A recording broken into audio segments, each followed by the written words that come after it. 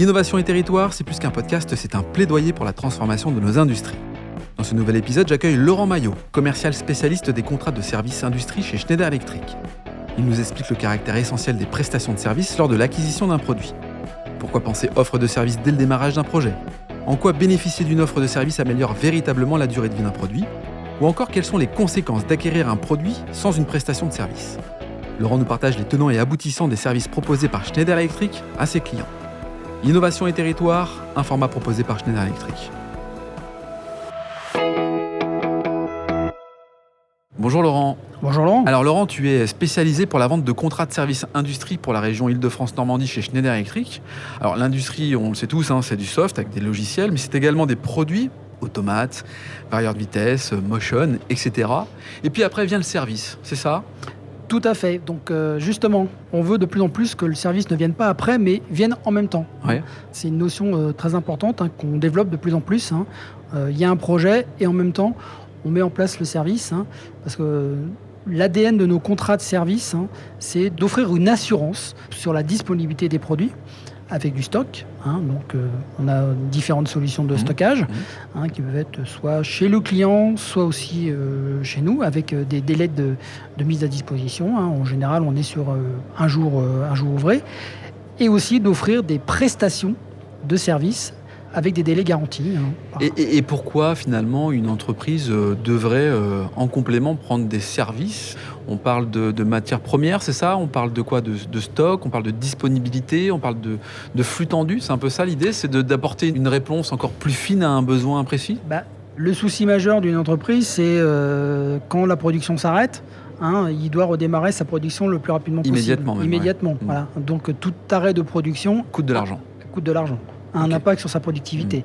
Donc nous, grâce à ça, on lui offre la possibilité, moyennant finance bien sûr, moyennant une redevance, de lui garantir toute l'année, 360 jours par an, 24/7. La disponibilité des produits. La disponibilité des produits et aussi de la prestation de service, qui peut être la prestation des interventions sur site avec des délais garantis.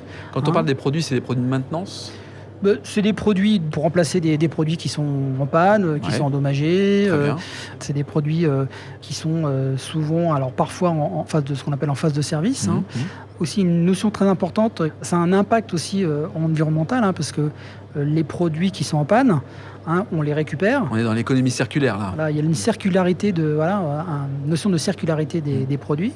Donc on récupère le matériel, on le répare et on le remet dans le stock pour pouvoir dépanner d'autres clients. Avec une garantie, j'imagine, qui vient derrière. Une garantie, toujours garantie.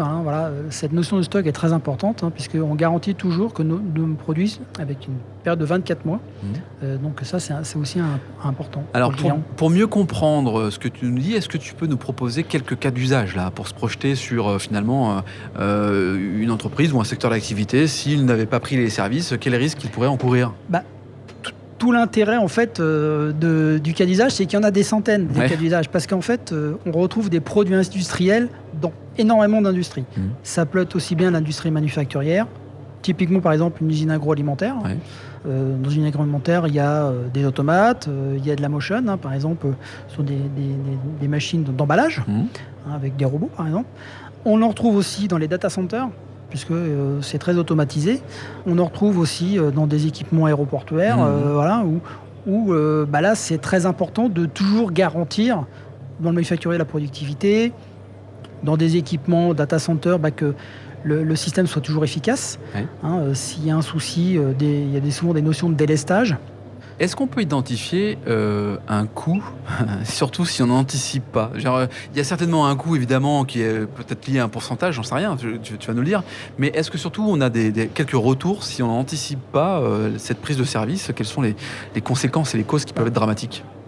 Pour les gens qui écouteront ce podcast, qui seront des utilisateurs, ils savent tous ce que leur coûte leur temps d'arrêt. Alors ça peut être, 1 000 € la minute ou 10 000 € de l'heure. Donc faites le calcul.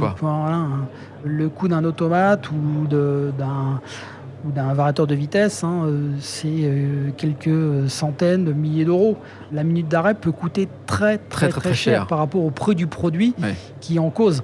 Donc cette notion est très importante. Donc ça est variable en fonction du type d'industrie qu'on adresse.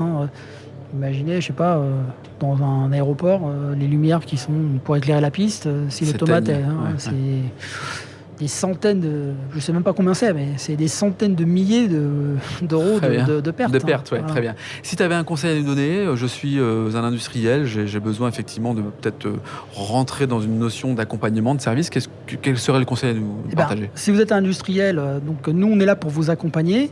Alors on peut regarder avec vous votre parc installé, parce qu'on peut auditer votre parc et faire des propositions qui vont être économiquement très intéressantes, puisque l'approche du contrat de service, c'est aussi une approche financière, où on va raisonner en OPEX, et non pas en CAPEX.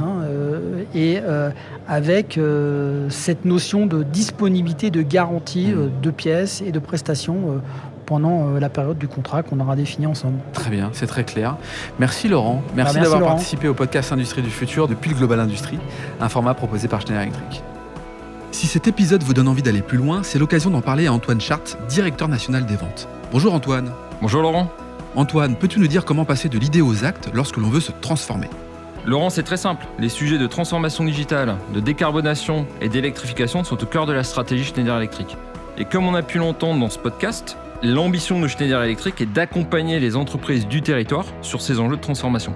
Pour entrer en contact avec nous, rien de plus simple, le site internet www.se.com ou mon profil LinkedIn où je me ferai un plaisir de vous répondre. C'est très simple, merci Antoine. Merci Laurent.